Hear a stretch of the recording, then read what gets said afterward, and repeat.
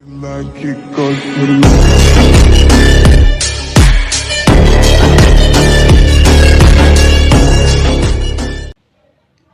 Students, ఈరోజు 6th class మ్యాథ్స్లో chapter number 2 whole numbers exercise 2.1లో 6th ఇంకా 7th ప్రాబ్లం చూద్దాం.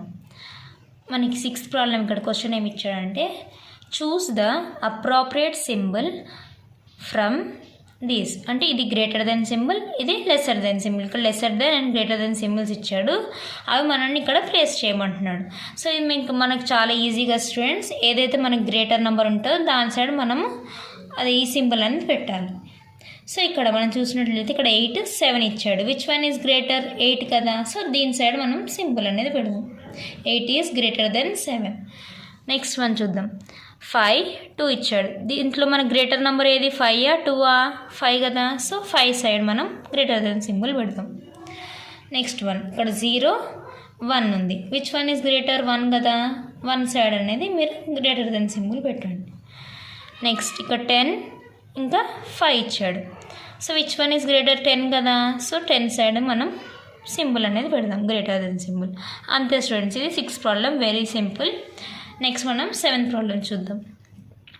7th ప్రాబ్లం మన క్వశ్చన్ ఏమి ఇచ్చాడంటే place the successor of 11 and predecessor of 5 on the number line. మీకు ఆల్రెడీ ప్రీవియస్ వీడియోస్లో సక్సెసర్ అంటే ఏంటి, ప్రెడిసెసర్ అంటే ఏంటో చెప్పాను కదా students. So successor of 11, successor of 11 ఏంటి? 12. సో ఇక్కడ రాసుకుందాం ఫస్ట్.